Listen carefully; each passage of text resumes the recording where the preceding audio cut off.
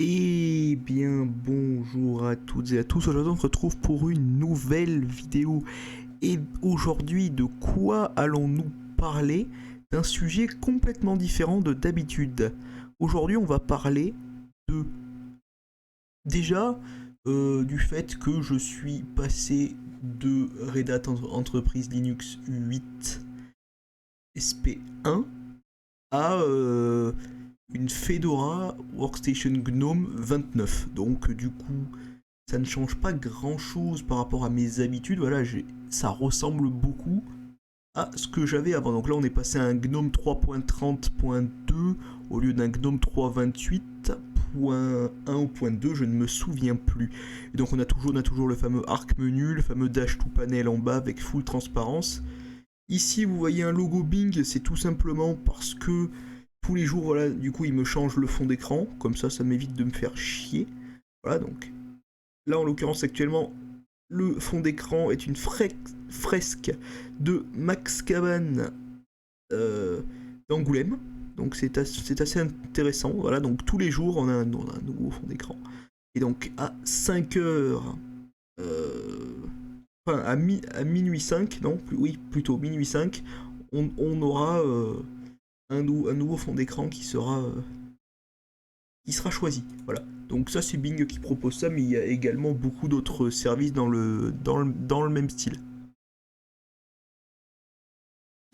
Mais le réel objectif de cette vidéo ne sera pas de parler de distribution Linux, mais sera plutôt de parler de deux expériences que j'ai pu avoir avec FreeMobile. Et en l'occurrence, pourquoi est-ce que je ne vous recommande pas vraiment en 2019 ce service. Donc nous allons nous faire un petit récapitulatif de mon expérience. Alors première expérience qui n'est pas vraiment la mienne, c'est celle de mon père lorsque l'on a euh, eu besoin d'une Freebox pour une entreprise, donc du coup un forfait ADSL qui a été souscrit en 2008.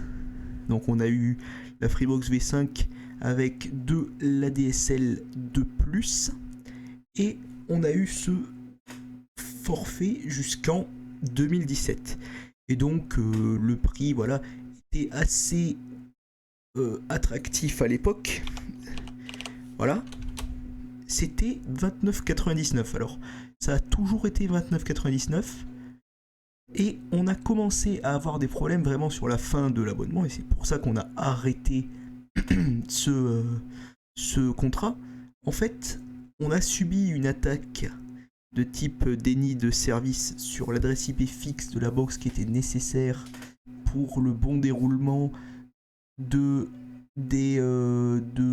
comment s'appelle de l'infrastructure réseau qu'il y avait sur place. Donc c'est un automate en l'occurrence, et on avait besoin d'avoir une IP fixe pour pouvoir s'y connecter à distance, ainsi que d'un truc qui permette à l'entreprise qui supervise la technologie de l'automate de pouvoir intervenir à distance, et puis tout ce genre de choses là. Également transférer des fichiers et autres. Et donc, on avait besoin d'une IP fixe. Et donc, un jour, on a subi une attaque déni de service. Free n'a jamais voulu remplacer l'adresse IP que l'on avait. Donc, du coup, on a été obligé de résilier. Donc, le problème, en l'occurrence, était que ils avaient pas envie de remplacer l'adresse IP et que, du coup, la connexion était absolument... comment dire, tout juste utilisable pour même ne serait-ce que ouvrir un simple navigateur internet et lancer un moteur de recherche comme Google, Startpage, Bing, ce que vous voulez. Voilà, en gros, c'était vraiment une catastrophe à ce niveau-là. On va voir par exemple aujourd'hui qu'on a des prix très très alléchants, donc c'est bien joli voilà, de proposer des box à des prix assez intéressants, mais il faut penser derrière aussi que bon, déjà vous avez la fameuse arnaque de 14,99€ par mois pendant un an, puis 34,99€. Honnêtement, ça ne vaut pas le coup une seule seconde. Mais ça ne vaut pas le coup une seule seconde. Sur le papier, oui, ça pourrait potentiellement valoir le coup. Tout comme la Freebox One ici, à 40€ par mois, après la première année, et 10 euros de moins la première année, ça, c'est potentiellement intéressant, sauf que le problème, c'est que après, le service sera-t-il délivré pendant longtemps? On ne sait pas. Voilà. C'est toujours la même, toujours la même question. Mais sinon, après, il faut être honnête, de 2008 jusqu'en 2017, à peu près la fin de l'abonnement, on n'a pas eu de problème majeur autre. Voilà, ça a toujours bien fonctionné. C'est vraiment sur la fin qui nous ont vraiment déplu beaucoup. Et moi, j'ai eu une expérience sur Free Mobile. Et donc, j'ai eu un abonnement Free Mobile en 2011. Et on va dire que au début, je n'étais pas vraiment impacté de 2011 jusqu'à 2018. Ayant un smartphone 3G, j'avais à l'époque un Galaxy S2 que j'ai gardé jusqu'à la fin 2018, jusqu'à ce qu'il pète. Et le problème que j'avais, c'est que la réception 3G a toujours été très mauvaise. L'itinérance Orange, à l'époque, servait beaucoup, mais dès 2017, comme il est très clairement indiqué lorsque vous essayez de vous intéresser à ce qui est indiqué dans les CGU, donc je ne sais plus où est-ce que l'on trouve réellement ça, mais si l'on tape sur internet itinérance Orange Free, voilà, donc itinérance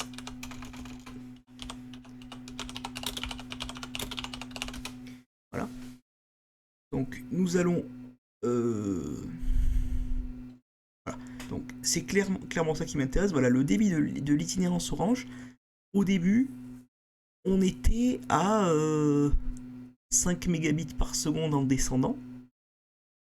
Et en montant, on était à peu près, je sais plus, 2, 3. Mais honnêtement, je n'ai jamais eu les débits annoncés, même après bridage. Et même avant, c'était pareil. Donc là, actuellement, les débits en 3G itinérance Orange, donc c'est-à-dire ce que vous aurez 90% du temps si vous êtes à la campagne, et on va dire, allez, 20-30% du temps si vous êtes en ville, 768 kilobits par seconde en descendant et 384 kilobits par seconde en montant.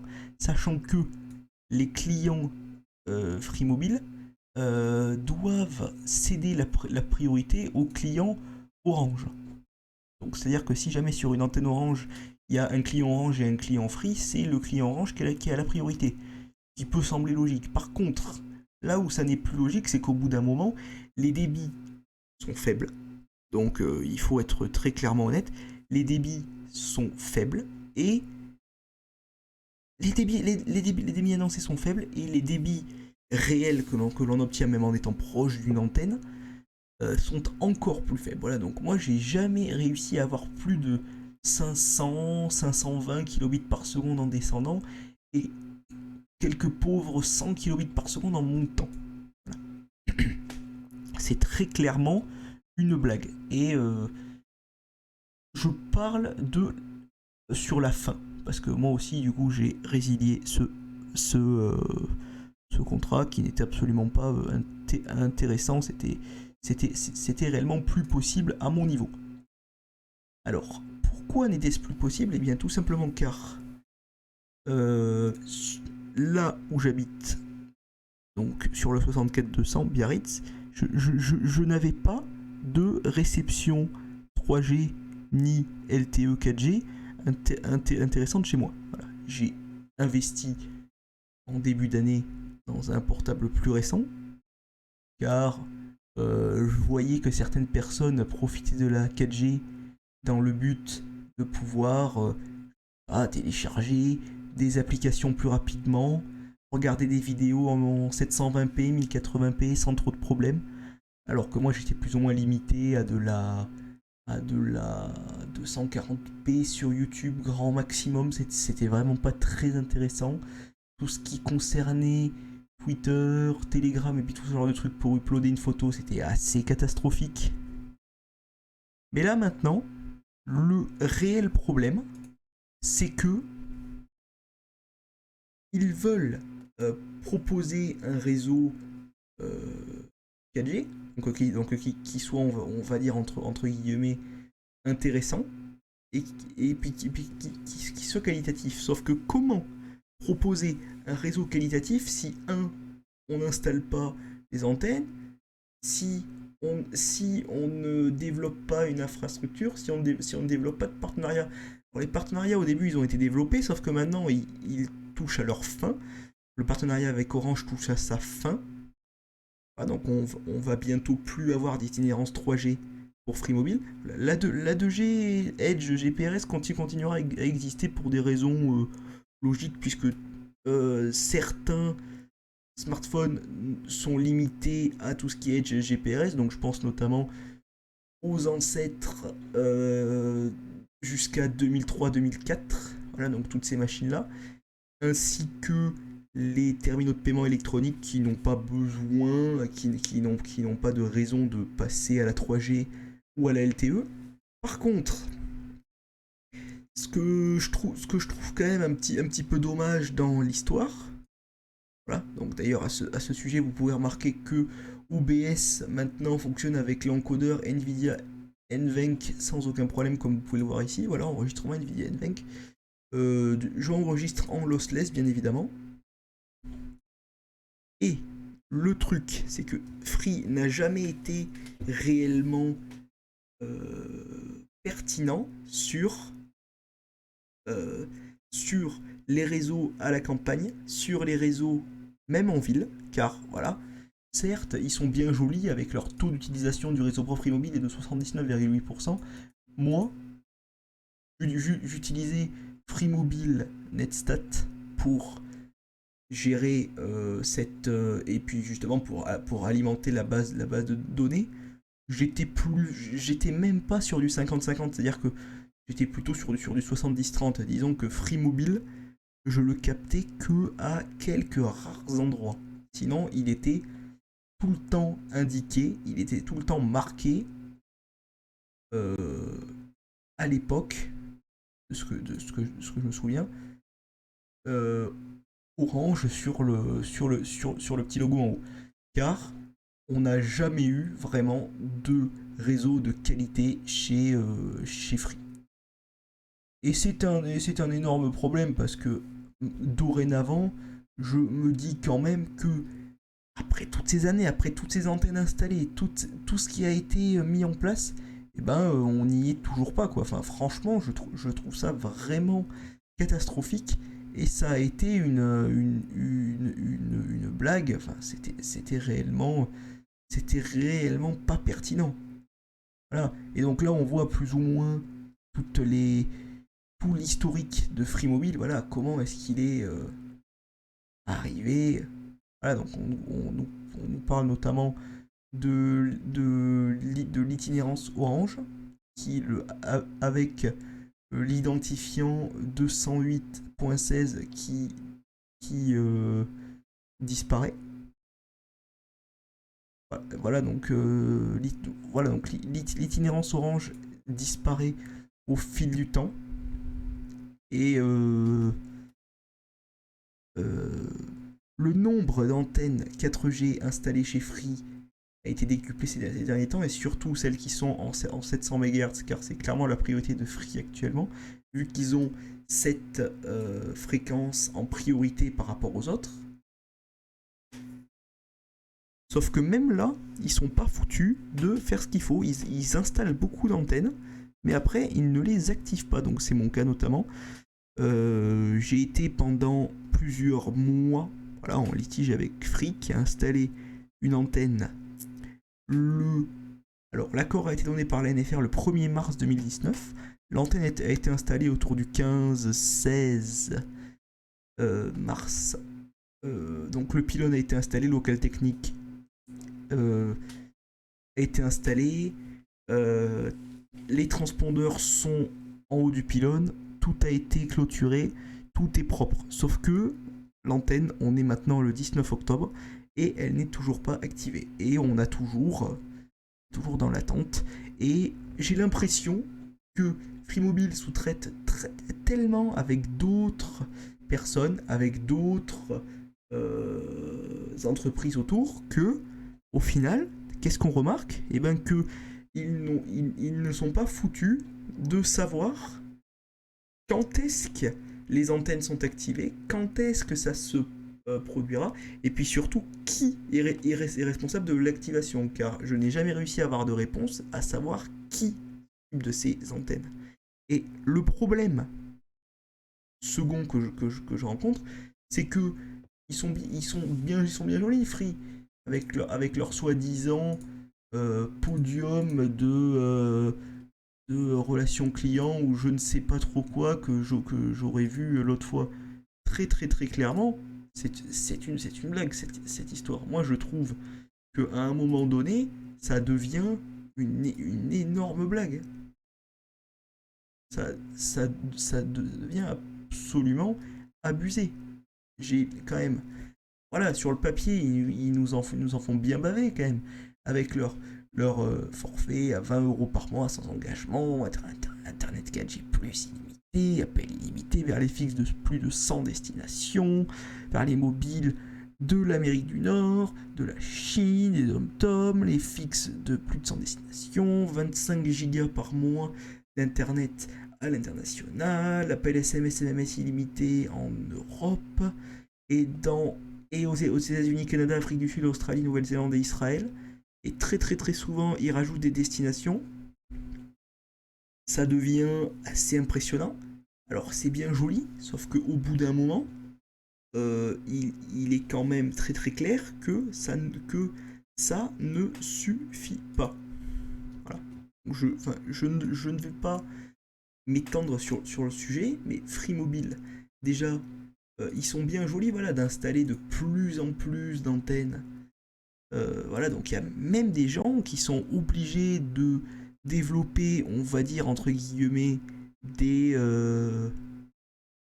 applications, voilà, donc comme F-Mobile sur iOS notamment, qui permet justement de désactiver l'itinérance orange afin d'aider les utilisateurs pour que Free fonctionne mieux sur les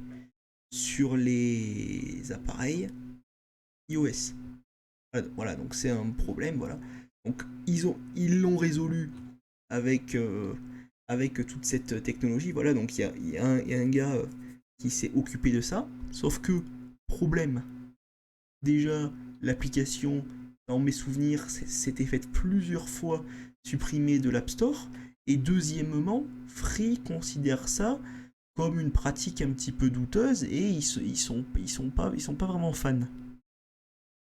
Sauf que, déjà, l'application n'est pas sur Android, sachant qu'Android détient quand même vachement plus de parts de marché qu'iOS sur le marché des smartphones. Voilà, donc ça, on est tous d'accord. Par contre, ce qu'on a quand même clairement pas compris ces derniers. Voilà, donc on peut voir ici aussi que le taux d'utilisation du réseau propre de Free Mobile, donc ce qui concerne Free 3G, Free 4G, et ben 87% 6 en avril.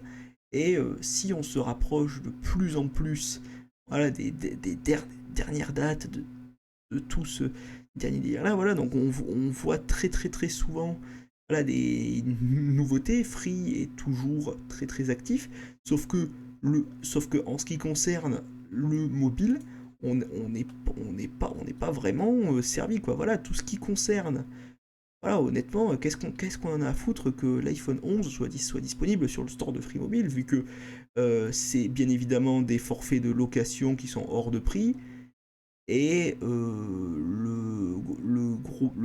voilà, parce que bon, c'est bien, voilà, c'est bien joli de proposer du Xiaomi, c'est bien joli de rajouter des références, mais honnêtement, ce n'est clairement pas ce que les clients veulent.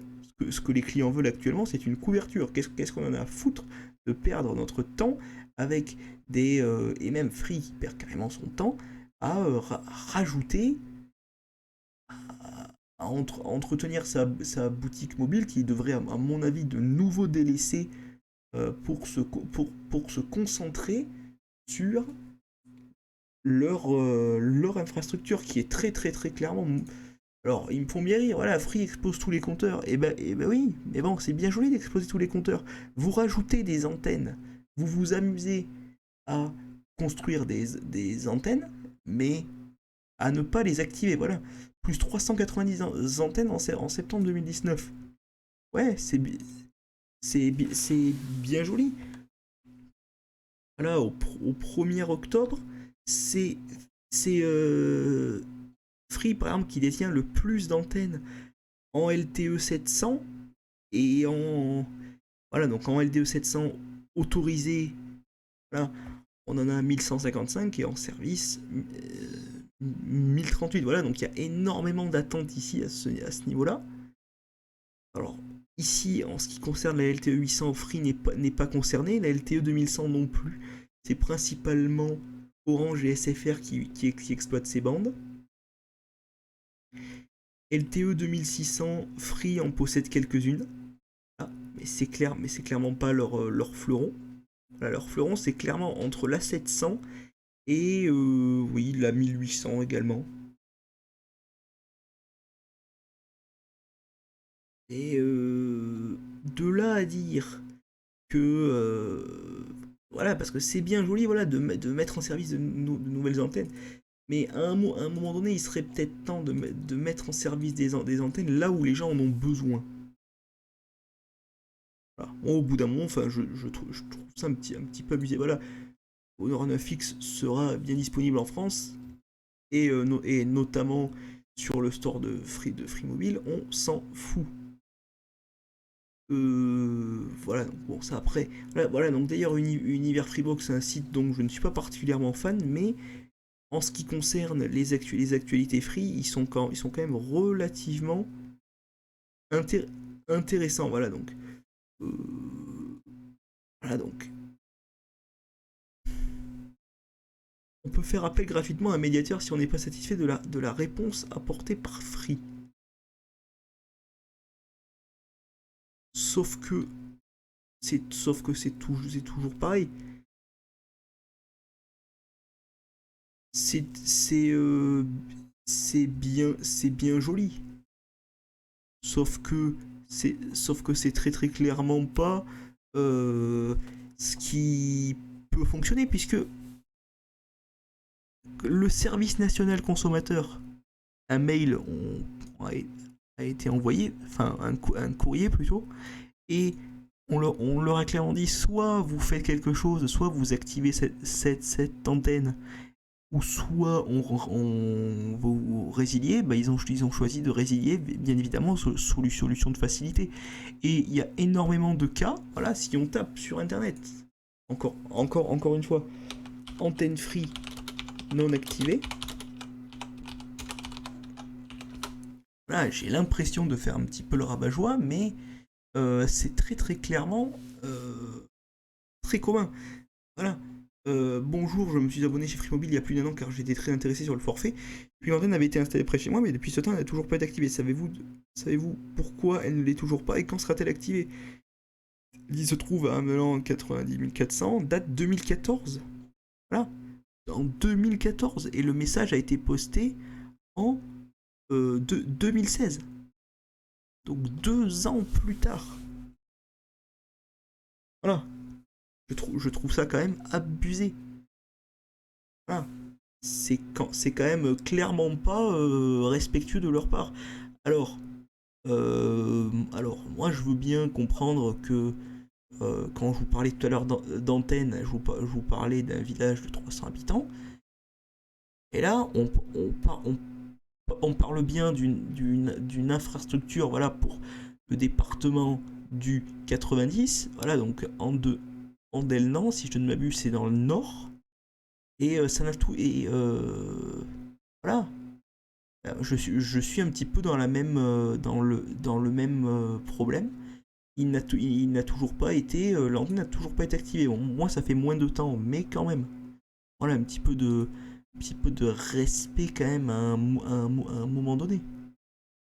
Voilà, voilà.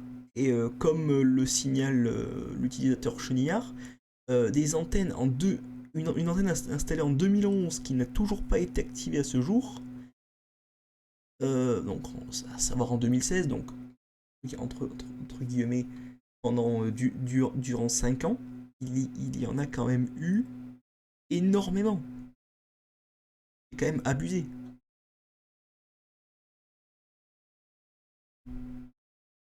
Voilà. C'est, je trouve ça quand même abusé. Voilà. Sachant que le fameux, euh, la fameuse technologie de Free en ce qui concerne le développement des antennes Free Mobile, c'est le faisceau hertzien. C'est-à-dire qu'ils utilisent le faisceau hertzien. Et dans mon cas, là, donc on va, là, donc en l'occurrence, sur ce splendide site-là, je vais pouvoir vous montrer le l'antenne dont je vous parle. Voilà, donc elle apparaît très clairement ici en plus. Et il est très clairement indiqué ici, cette antenne n'est pas activée. La dernière fois que le site a été mis à jour, c'est le 7 octobre. Accord NFR pour l'implantation, 1er mars. L'antenne est montée, il y a l'électricité, j'ai même pu rentrer dedans. Voilà, donc j'ai même pu rentrer dans les locaux qui n'étaient même pas cadenassés. D'ailleurs, j'en parlais récemment. Là, il y avait un ThinkPad à l'intérieur qui a été laissé. Et le ThinkPad n'avait. Voilà, donc du coup, il tournait, il était branché. Enfin bon, voilà. Il y avait voilà, voilà, il y avait très clairement l'électricité à l'intérieur. Mais d'ailleurs, l'ordinateur était même connecté à Internet. Euh, il- voilà, ils avaient sur le côté de quoi le connecter à Internet. Mais bon, voilà, ça, c'est la résidence secondaire voilà, par où j'habite. Cette antenne-ci est connectée à un faisceau hertzien qui se situe par ici. Je sais, voilà, oui, voilà, c'était cette antenne-là. Donc, voilà, donc sur ce pylône-là, il y a également un faisceau hertzien qui est flagué par carte radio comme appartenant à Free. Et il n'y a pas d'antenne activée à ce niveau-là. Voilà. Pourtant, celles qui sont ici, voilà, en à peu près un an, elles ont été activées. Pareil ici, voilà. Bon, là, en l'occurrence, ça a pris 3 ans. Mais voilà, et là, par exemple, l'antenne a directement été activée. Et le problème est le même sur Biarritz, alors que Biarritz est une ville qui est quand même censée être un petit peu plus dense. Mais on remarque que, bah non, en fait, voilà, il y a quelques antennes, voilà. Donc, d'ailleurs, ce site utilise OpenStreetMap qui n'est pas particulièrement à jour en ce qui concerne, voilà, mais j'habite dans cette zone-là, voilà, donc par ici. Il y a une antenne ici qui n'est pas activée, bien évidemment, voilà.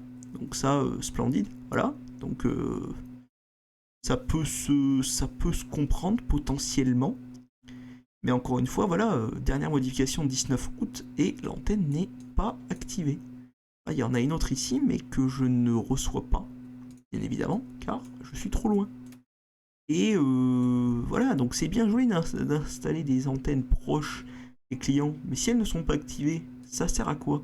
Surtout que là, honnêtement, Biarritz, deuxième ville au monde à avoir eu la FTTH, donc c'est-à-dire la fibre jusqu'à l'abonné. Et bon, en l'occurrence, nous, dans cette zone-là, on a principalement du DOCSIS 3, donc c'est-à-dire du câble, tout simplement du câble cuivre, ce qui nous a permis d'avoir des débits en 2001, 2002, voilà, on arrivait à avoir, voilà, quand je me souviens, quand j'étais né, un peu après, voilà, mes premiers balbutiements sur Internet, on avait une trentaine de mégas en maternelle. Je me souviens aller sur Internet et franchement, c'était plus que, enfin, c'était assez impressionnant, sachant que certaines personnes un petit peu plus loin, un peu plus dans les terres, dans la famille, une dizaine d'années plus tard, ils avaient même pas les débits que j'avais quand j'étais tout petit, quoi. C'est quand même assez impressionnant. c'est quand même... voilà. Donc, en tout cas, en conclusion, Free Mobile, il y a clairement du boulot à faire. Et si vous êtes dans la zone des Pyrénées-Atlantiques, je ne vous recommande absolument pas. Là, il y a certaines exceptions, mais regardez par exemple ici. Là, moi, je considère toute cette zone-là comme étant une zone blanche. Et ça n'est pas... voilà, il y a quand même... voilà, il y a quand même des gens qui habitent. Là, on a un village d'à peu près 500 habitants. Là, on a encore 400 habitants. Quelque chose comme ça. Voilà, là, voilà, voilà, Carresse-Cassabert. Salide Berne, ici, voilà, bon, il y a une antenne, d'accord. Mais voilà. Je, voilà, enfin, comment vous dire que c'est quand même un petit peu abusé. Voilà, donc je veux bien que en pleine, voilà, en pleine forêt, qu'on n'ait pas euh, la couverture, mais quand même, il faut quand même pas abuser, quoi. Je trouve ça un petit peu gros de leur part, et ça serait quand même à un moment donné respectueux que de proposer une couverture correcte. Voilà, par exemple ici, il y a très clairement, voilà, donc sur Randa ici voilà, ils ont une bonne, ils ont une bonne réception, voilà, avec la quantité d'antennes qui est installée, voilà, ça, ils en mériteraient une sur la route de la Corniche ici, mais à part ça, je ne peux pas. Voilà. Ici, oui, j'ai de la bonne réception, mais je viens ici une fois de l'an. Pareil pour Saint-Jean-de-Luz, Guétari, Bidart. Voilà, ce qui est plus. Là, sur les bords de l'autoroute aussi, ici, on a une plutôt bonne réception. Mais bon, l'autoroute, au bout d'un moment, enfin, on s'en fout pas mal, quoi. Voilà, enfin, il n'y a pas que, voilà, il y a pas que ça qui compte non plus, quoi.